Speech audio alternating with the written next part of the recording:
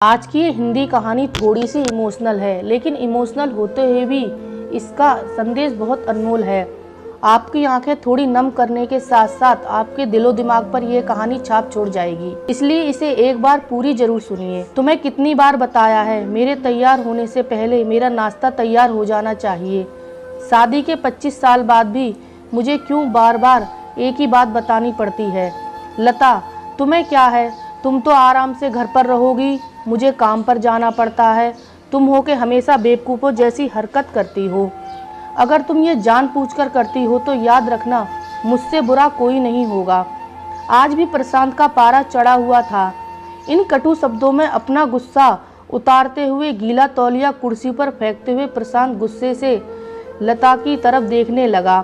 लता के लिए प्रशांत का यह बेवजह गुस्सा कोई नई बात नहीं थी। वह महीने में 3-4 बार ऐसे ही लता पर बरस पड़ता था।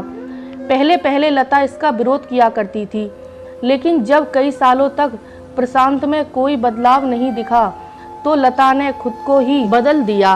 अब प्रशांत के कुछ भी कहने से लता को कोई फर्क नहीं पड़ता था। प्रशांत की हर बात को वो चुपचाप सिर झुकाए सुन लेती थी। शादी के 5 साल तक तो लता ने पूरी कोशिश की थी कि प्रशांत को बदला जाए, लेकिन फालतू का गुस्सा करना और बाद में लता को भला बुरा कहना, ये मानो जैसे उसकी आदत बन गई थी।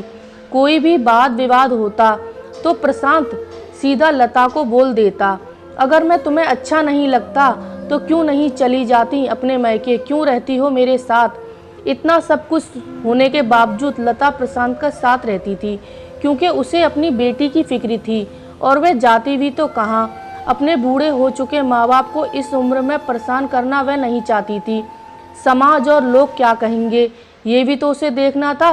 वह इतनी पढ़ी लिखी भी तो नहीं थी कि खुद जाकर कोई नौकरी कर सके और अपना और अपनी बेटी का पालन पोषण कर सके।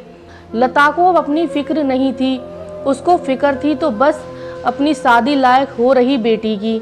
लता नहीं चाहती थी कि पति पत्नी के झगड़े की वजह से काव्या डिस्टर्ब हो। काव्या की पढ़ाई पूरी हो चुकी थी, उसके लिए अब शादी के रिश्ते आने लगे थे। कई रिश्तों को काव्या ने ठुकरा चुकी थी। 2-3 महीने बाद भी एक अच्छा रिश्ता आया। रिश्तेदारों और पहचान के लोगों ने भी लड़के के बहुत गुणगान गाए थे। प्रशांत एक शाम अपनी बेटी के पास बैठकर उसे बताने लगा, काव्या बहुत अच्छा लड़का है, पढ़ा लिखा है, बड़ा घर है, बहुत अच्छी नौकरी है। ऐसे रिश्ते बार बार नहीं आते बेटा, इस बार मना मत करना। काव्या अपने पिता से ज़्यादा बात नहीं करती थी, शायद डरती थी या शायद नफरत करती थी। इसलिए आज वो अपनी पूरी हिम्मत इकट्ठा करके बोली, मुझे अभी शादी नहीं करनी पापा, मैं नौकरी करना चाहती हूँ, खुद अपने पैरों पर खड़ी होना चाहती हूँ। हाँ तो उसमें क्या बड़ी बात है, मैंने लड़के से बात की है, वहाँ तुम्हें किसी चीज़ की कमी नहीं होगी, वह तुझे किसी चीज़ के लिए नहीं रोकेगा। तुम शादी के बाद भी नौकरी कर सकती हो, वह तुम्हें नौकरी के लिए परमिशन दे देगा। प्रशांत बोला, मेरा नौकरी करना या ना करना उसकी परमिशन पर क्यों डिपेंड रहेगा पापा। काव्या ने पूछा, मैं कह रहा हूँ ना, तुम्हें वहाँ किसी चीज़ की कमी नहीं होगी। ऐसे रिश्ते बार बार नहीं आते, इसे ठुकरा मत, बहुत खुश रहेगी। प्रशांत बोला, पापा क्या मैं उतनी ही खुश रहूँगी जितनी मम्मी इस घर में खुश हैं। काव्या ने तंज कसते हुए कहा, आज तुम्हारी जबान कुछ ज़्यादा ही चल रही है। प्रशांत गुस्से से आंखें बड़ी करते हुए बोला, पापा मुझे शादी ही नहीं करनी है, क्योंकि शादी के बाद अगर वह लड़का आपके जैसा निकला तो मैं क्या करूँगी। मुझे आपके जैसा जीवन साथी नहीं चाहिए जो बिना बात के मुझ पर हमेशा चिल्लाए। मुझे कुछ भी अपनी पसंद का लेना हो तो 10 बार सोचना पड़े, कहीं वह नाराज़ ना हो जाए। मेरी तबीयत कैसी भी हो उसे परवाह ना हो, रोटी थोड़ी मोटी बन जाए तो घर सर पर उठा ले, उसकी चेक बुक ना मिले तो मेरा ही दोस्त निकाले, हर एक छोटी मोटी बात पर मुझे मैके जाने के लिए कहे। काव्या ने अपना दिल खाली करते हुए पापा से यह सब कह दिया। प्रशांत का गुस्सा 7वें आसमान पर था, लेकिन उसके मुंह से एक भी शब्द नहीं फूट रहा था। वो काव्या की बातें सुन रहा था। काव्या उतना ही बोलकर चुप नहीं हुई। आज पहली बार वह अपने पापा के सामने इतना कुछ बोल रही थी। पापा, आपने माँ के साथ हमेशा गलत व्यवहार किया है। आप अपने ऑफिस का गुस्सा बिना सोचे समझे माँ पर उतार देते हैं, कभी इस बात की परवाह नहीं की उन्हें कैसा लगता होगा। आपकी बातें सुन सुन माँ ने अपना स्वाभिमान खो दिया।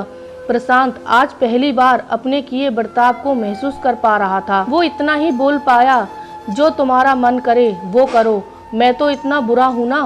काव्या ने प्रशांत का हाथ पकड़ा और बोली, पापा मुझे सिर्फ एक सवाल का जवाब दे दो, क्या आप चाहोगे मेरा पति आपके जैसा हो?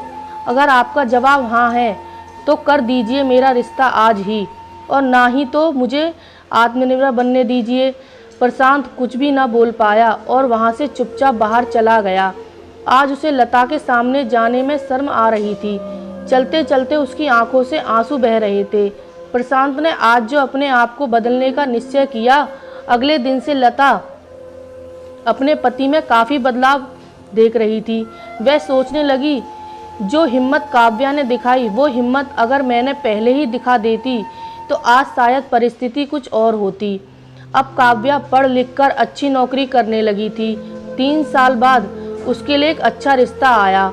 उसकी विदाई पर प्रशांत बोला, बेटा तू हमेशा खुश रहेगी क्योंकि तेरा पति तेरे बाप जैसा नहीं है। प्रशांत की यह बात सुनकर लता और काव्या की आंखों से आंसू बहने लगे। दोस्तों, हमारे समाज में औरतों को भले ही देवी का दर्जा दिया जाता है, लेकिन वे स्वतंत्रता नहीं दी जाती जो उन्हें देनी चाहिए। उन्हें बचपन से ही बताया जाता है कि वे पराया धन है। स्कूल से आने में देर हो जाए तो पिटाई मिलती है। मोबाइल पर बातें करते हुए दिख जाएं या खिड़की से झांकते हुए दिख जाएं तो शक किया जाता है। माँ बाप का घर तुम्हारा नहीं है, पति का ही घर तुम्हारा है। जीवन भर ये बातें बता बता कर उन्हें ससुराल भेज दिया जाता है, और एक दिन किसी छोटे मोटे झगड़े में ससुराल वालों से उसे सुनना पड़ता है कि ये घर छोड़ दो और मैके चली जाओ। अब आप ही बताओ दोस्तों, ऐसी स्त्रियों का सच्चा घर कौन सा है? आखिरकार वे किस घर को अपना कहें? आशा करती हूँ आपको ये कहानी पसंद आई हो। धन्यवाद।